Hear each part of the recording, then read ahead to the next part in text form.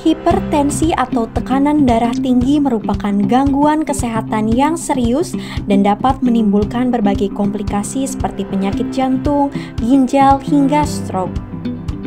Salah satu cara mengatasi hipertensi adalah dengan mengonsumsi obat penurun tekanan darah. Namun, tak jarang masyarakat lebih memilih mengonsumsi makanan atau tanaman herbal tertentu yang dipercaya dapat menurunkan hipertensi.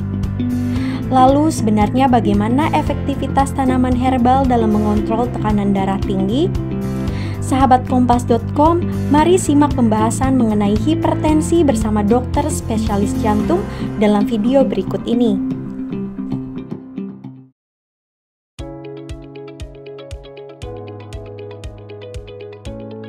Penyebab tekanan darah tinggi itu banyak, yang kita sebut sebagai faktor risiko tekanan darah tinggi. Misalnya hipertensi. Kedua, usia. Makin tinggi usia, makin tinggi tekanan darah.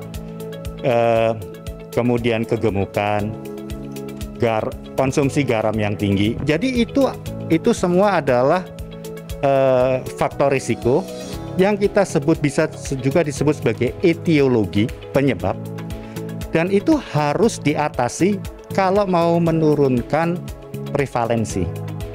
Itu satu-satunya. Jadi sebelum terjadi tekanan darah tinggi.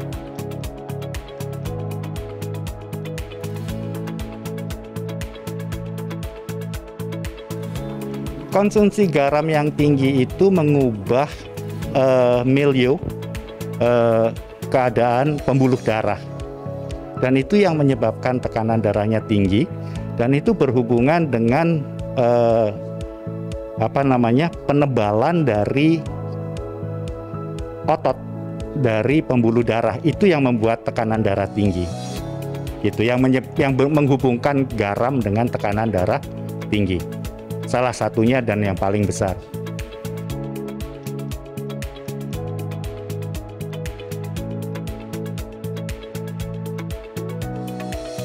Faktor risiko untuk katakan penyakit kardiovaskular, jantung dan pembuluh darah, itu tidak hanya hipertensi. Ada juga kolesterol, ada juga diabetes dan sebagainya. Jadi kalau ada pendapat seperti itu, saya akan menangkap satu. Kalau sudah punya satu jelek, jangan punya dua dong. Gitu, get the point ya. Itu yang saya tangkap pertama. Yang kedua adalah bahwa benda-benda atau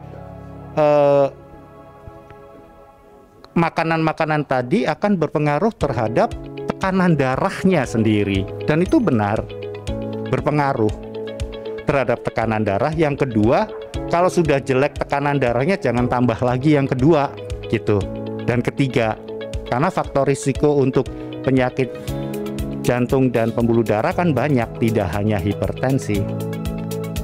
Itu yang saya tangkap.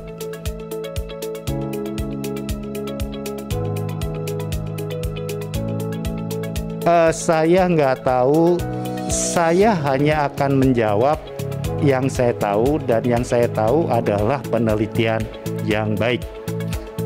Nah, pertanyaannya seperti yang tadi saya sampaikan, kalau kita tidak tahu, apakah saya harus larang itu?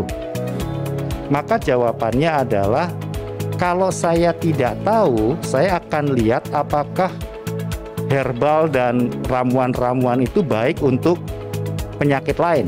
Kalau iya, saya akan bilang, ya minum aja. Kedua adalah, berbahaya nggak terhadap hipertensi? Dan saya tidak pernah juga tahu bahwa dia berbahaya. Jadi saya bilang, ya minum aja selama nggak bahaya. Sehingga saya tidak menganjurkan. Kenapa? Kalau saya menganjurkan, saya takut salah. Orang akan menggunakan itu dan tidak menggunakan obat.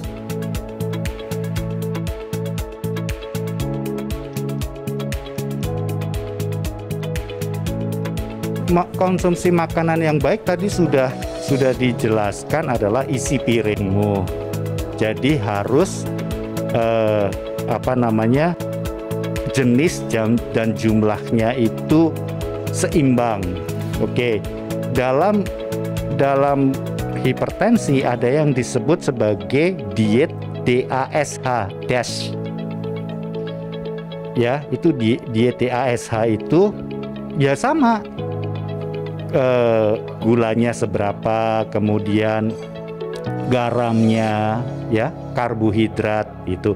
Jadi sebenarnya di Indonesia sudah ada itu yang disebutkan oleh Kemenkes gitu, isi piringmu gitu. Itu aja diikutin.